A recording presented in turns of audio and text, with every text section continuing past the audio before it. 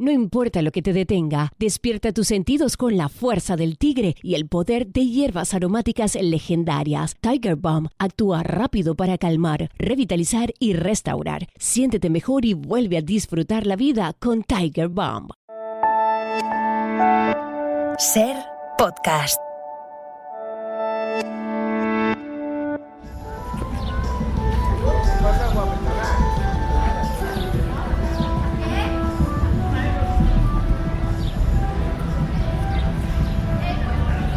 Continuamos en Ser Historia, aquí en la cadena Ser, y nos hemos desplazado para hacer un viaje muy especial, no como hacemos normalmente con el cronovisor junto con Jesús Callejo, sino, aunque vamos a viajar al pasado, lo vamos a hacer de forma absolutamente real.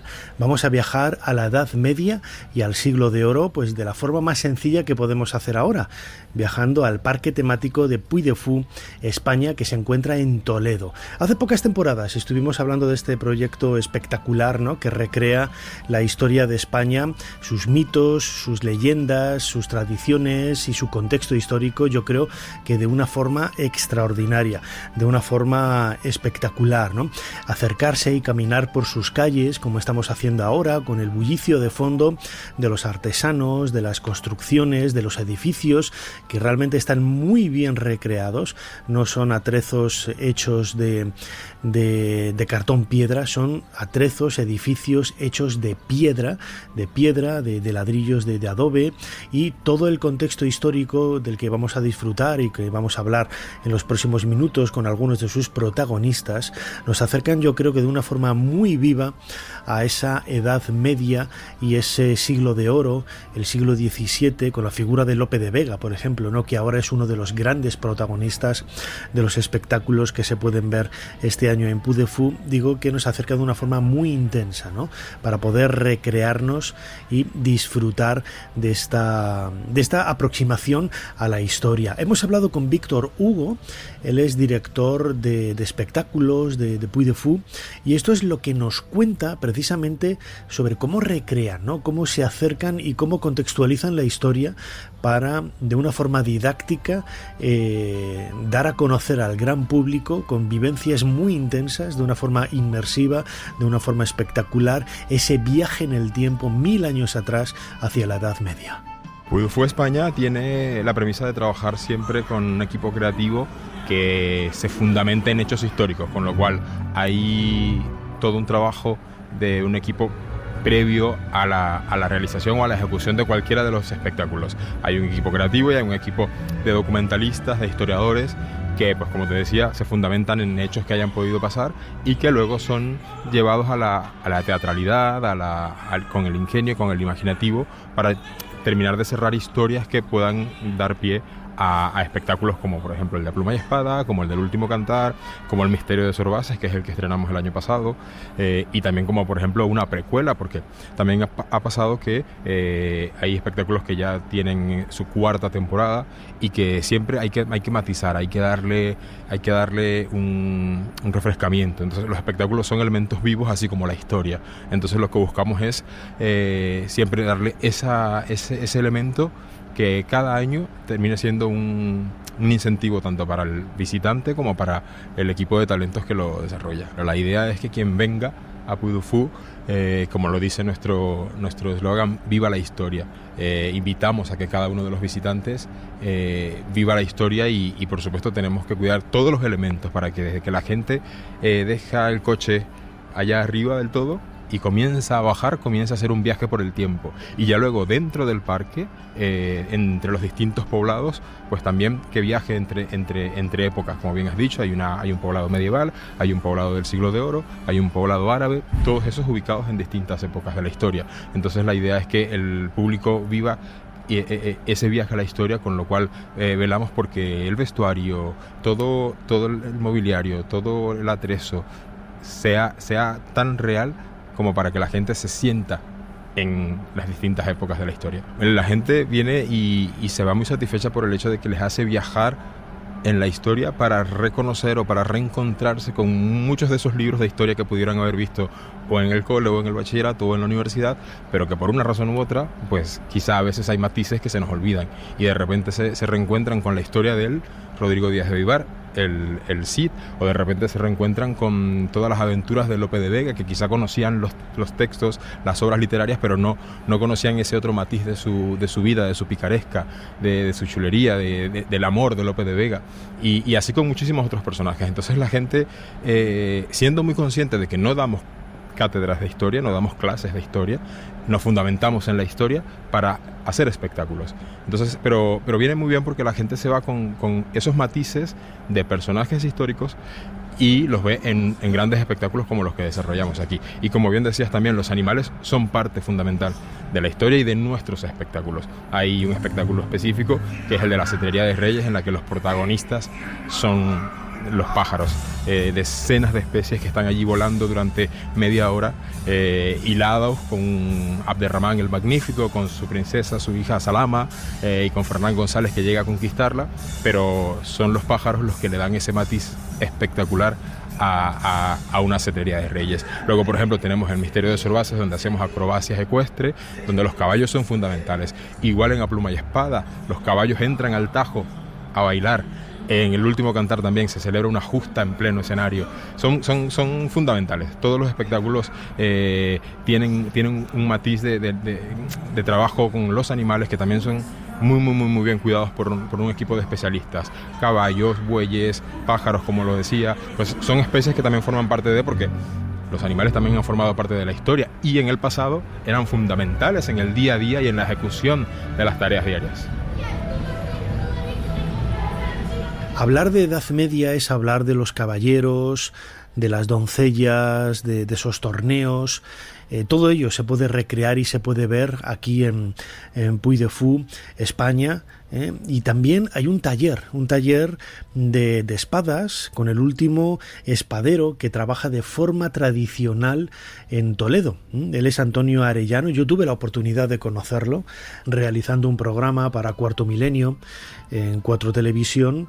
Él fue el encargado de realizar esa réplica de la espada de San Pablo, una de las reliquias que el dictador Franco tenía muy cerca de sí, pero aquí está mostrando en su taller cómo es el trabajo precisamente de los metales, cómo es el trabajo artesano de las espadas en la Edad Media y en el Siglo de Oro, y nos va a contar un poquito, ¿no?, precisamente cómo es ese trabajo, cómo es ese forjado y cómo se realiza una espada, que es uno de los grandes secretos casi alquímico con que contaban los antiguos habitantes y los pobladores de la Edad Media. Artesanalmente quedamos muy poquitos en Toledo. Nosotros somos una de las familias que seguimos forjando de manera tradicional y el proceso es prácticamente igual que en la Edad Media. Trabajamos exactamente igual, lo único que nos ayudamos de la electricidad. El resto del proceso es igual. Trabajamos con acero al carbono, acero enriquecido con carbono a unos 900 grados de temperatura que hay que calentar con carbón mineral.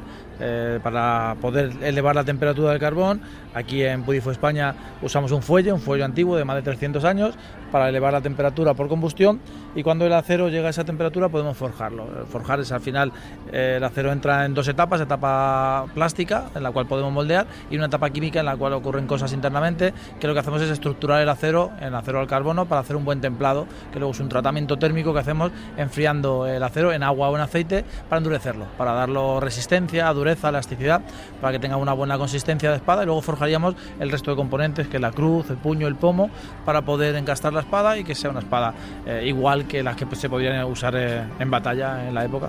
Hay espadas de la edad antigua que son muy sencillitas, son como cuchillos grandes que pesan 400 gramos, 500 gramos, a una espada ya de la Edad Media muy contundente, porque nos protegíamos con armadura, la cual había que golpear de forma contundente, muy pesado, que a lo mejor nos vamos a un mandoble, una espada de 2 manos, hasta 5, 6, hasta 10 kilos de espada, y luego volvíamos en el siglo XVI, nos dimos cuenta que no hacía falta tanto peso y volvemos a esgrimir la espada, a usarla a una mano, espada de unos 700 gramos, 800 gramos, alrededor de 1 kilo. Una espada de una mano, normalmente, para que sea cómoda y sea funcional, tiene que pesar alrededor de 1 kilo. Más no sería funcional y menos pierdes contundencia, pierdes versatilidad. La funcionalidad de la espada es quizás no solamente un arma de combate, sino también es un signo de distinción, Sabemos que los caballeros utilizaban las espadas y se daban a conocer, se presentaban a la audiencia, en la sociedad del momento, precisamente haciendo gala de una serie de armas, una serie de elementos en el vestir, en el vestuario, que los condicionaban a estar en un estrato social u otro, ¿no? Esa es la verdadera funcionalidad de la espada. ¿Para qué servía?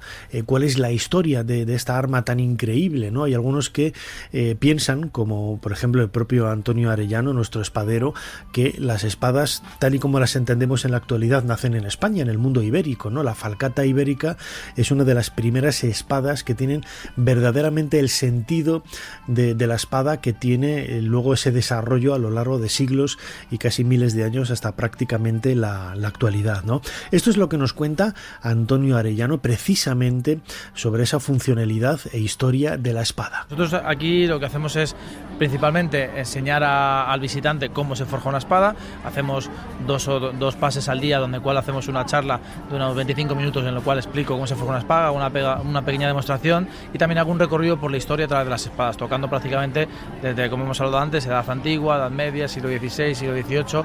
Incluso hablamos de personajes históricos. Y ahí dentro de los personajes históricos están todos, están los cristianos, los musulmanes. Sí que es verdad que hay diferencia entre las espadas cristianas, musulmanas, incluso las orientales, y todo va a esa parte que hemos hablado antes de la alquimia, de que cada uno tenía su manera de trabajar. Por ejemplo, los orientales fabricaron una espada que es muy buena y que no evolucionó en el tiempo. La katana ha sido igual desde hace miles de siglos hasta sigue siendo lo mismo ahora. Nosotros los europeos nos pegábamos todos con todos, entonces evolucionamos muy rápido, ¿no? Íbamos aprendiendo unos de otros, también nos protegíamos de manera diferente, con armaduras y tal. Y luego los árabes tenían una manera de pensar diferente, eran espadas mucho más rápidas, casi todas eran curvas, aunque aquí en la península no se usó la espada curva, por mucho que no la hayan vendido. Aquí se usaba la jineta, que es una hoja recta con guarnición árabe, y luego sí que los turcos ya usaban la hoja curva. La hoja curva siempre dicen, y está estudiado, que sirve para favorecer el corte, para que el corte sea mucho más efectivo y que no se quede enganchada en los huesos o en la armadura, y poder favorecer el corte. Las espadas rectas son más contundentes, más fáciles de usar y con mucho más peso, pero sí que es verdad que tienes que tener una esgrima particular y saber lo que estás usando, porque si no es posible que seas lento y seas vulnerable en la batalla. En Puy du Fou, España, vamos a poder disfrutar no solamente de un contacto directo con estos escenarios, con estos personajes, sino también con una recreación artística de algunos de ellos, ¿no? Luego hablaremos, por ejemplo, de Lope de Vega, pero uno de los más impactantes quizá es el Cid. Viajamos al siglo XI, viajamos al mundo del Cid, y en el último cantar, que es el espectáculo que recrea un poco la vida del Cid campeador, se mezcla un poco la historia con el mito, con la leyenda. Hay gente, ¿no?, que ha criticado pues dar ese valor histórico al mito o a la figura del Cid. Yo creo que está perfectamente tratado y perfectamente presentado al gran público, ¿no? Esa parte del aspecto más mitológico, legendario de la figura del Cid, en definitiva, es lo que nos da nuestra propia identidad, ¿no? La historia está construida a partir de hechos históricos y también de otros que recrean momentos del pasado que se viven con cierto anhelo y que dan, como digo, naturalidad e identidad y singularidad a un pueblo, ¿no? En este caso es la historia de España, ¿no? Con la figura del Cid y esa lucha más a caballo entre el mundo del honor, de la honestidad, de la lealtad, ¿no?, que le unió a algunos personajes del mundo musulmán de la época, que en teoría por naturaleza tendrían que ser enemigos, ¿no?, del Cid, como Adalí de ese mundo cristiano, ¿no? Es un elemento, como digo, mitológico, sí, pero que es una parte muy importante de nuestra historia, y eso en absoluto quita valor a la reconstrucción que se puede hacer de hechos históricos de aquella época, ¿no?, hace poco más de 1000 años, ¿no? Hemos hablado precisamente por el interés que tiene la gente de de sentir, ¿no?, la historia tan de cerca en reconstrucciones de este tipo, ¿no? No solamente desde el punto de vista paisajístico. El lugar en donde se encuentra Puy de Fou en Toledo es un lugar increíble, ¿no? Es una zona casi desértica, pero una zona verde también, recreando un poco el aspecto que tenía la península ibérica en aquella época, en la Edad Media y en el Siglo de Oro. Y Víctor Hugo nos habla de cómo son esos trabajos con historiadores, con documentalistas, para poder recrear en el máximo detalle, a la máxima perfección, muchos de esos elementos históricos que adornan los espectáculos que podemos ver en Puy de Fou. Trabajamos para que la mayoría de los elementos sean lo más reales posible. Ese elemento de la piedra que tú comentas es uno de los tópicos, porque todo el mundo llega con la intención de tocar, a ver, ¿esto qué es? Y dicen, no, es piedra de verdad. Entonces es parte de la madera, la piedra, todos esos elementos. Procuramos, como te digo, que sean lo más reales posible. Y eso es posible gracias también al trabajo de un equipo de arquitectos, un equipo de escenógrafos que están al 100% implicados en que la premisa inmersiva e histórica sea una disciplina a cubrir. Por supuesto, también hay un trabajo de investigación, hay un equipo de modistas, de diseñadores que trabajan en el parque en España y también en Francia, y en conjunto, porque cada vez que se elabora un espectáculo es parte fundamental el diseño del vestuario de ese espectáculo. Entonces hay un trabajo de investigación y que no es solo el diseño, no es solo lo que lleva puesto, sino los tejidos, qué tipo de telas, que también son quizá a priori no parecen tan importantes, pero que sí que son importantes porque forman parte de la época. Es decir, hay telas que quizá pueden ser más históricas que otras, que pudieron haber estado en una época y no en la otra. Entonces todo eso también es vigilado y es cuidado por el equipo de sastrería. Hay un equipo que vela porque en cada espectáculo se cuide todos esos elementos y que también está en constante renovación, porque bueno, por ejemplo, en Una pluma y espada, que ya tiene 4 temporadas, hay prendas que ya han tenido que irse reciclando y que han tenido que irse ajustando. El sueño de Toledo es el colofón quizás más importante de ese espectáculo nocturno, en esta ocasión de Puy de Fou. Ese viaje de la historia de España desde la antigüedad hasta el presente. Llama la atención, ¿no?, el desfile también de elementos cotidianos, ¿no?, de la actualidad de pleno siglo XXI, que nada tienen que ver con esa Edad Media. Es un desfile de la historia de España. Hay otros espectáculos que recomendamos desde aquí, ¿no? A pluma y espada, por ejemplo, protagonizado también por un mitológico y legendario Lope de Vega, o Desmayarse, con ese teatro vertical increíble, espectacular, ¿no?, en donde diferentes niveles de la misma fachada de un edificio nos presentan pues una historia de amor recreada en el ambiente y en la literatura al momento de Lope de Vega, ¿no? Ese famosísimo escritor del siglo de oro español. Estamos en el siglo XVII.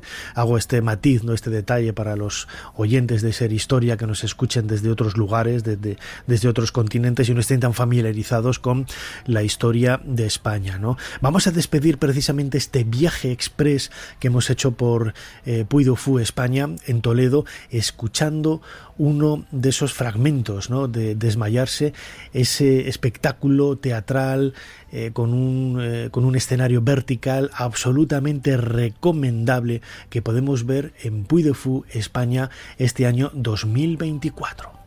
Eso, atreverse, esto es amor. Quien lo probó, lo sabe. ¡Hija! Esconderos si queréis vivir. Os aviso, mi padre no es tan comprensivo con mis admiradores. ¡Hija! ¿Con quién habláis, hija? Yo nada, le canto a las flores. Ah, seguid, me había parecido otra cosa. Ya sabéis, la hija de un corregidor debe ser todo un ejemplo. ¿El corregidor? Creo que conozco a vuestro padre de la Invencible Armada. Da igual, ninguna hija cargará con la culpa de su padre. Menos aún siendo tan guapa. Hija de corregidor. Me sabe a dulce amor. Muy mala. Ni un paso más. Os cruzaré la cara y estaréis furiosos. Eso. Desmayarse. Estar furioso. Áspero, tierno, liberal, esquivo. Esto es amor. Quien lo probó, lo sabe. Mejorable. Bueno, aceptable. ¿Se puede saber cuál es vuestro nombre, señor poeta? Me llaman mis enemigos Fénix de los ingenios, mis admiradores monstruo de la naturaleza. Pero vos, Palomita, vos me llamaréis Amante y Lope de Vega. Suscríbete a Ser Historia. Todos los episodios y contenidos adicionales en la app de Cadena Ser y en nuestros canales de Apple Podcast, Spotify, iVoox, Google Podcast y YouTube. Escúchanos en directo en la Ser los domingos a la 1:30 de la madrugada. Cadena Ser. La radio.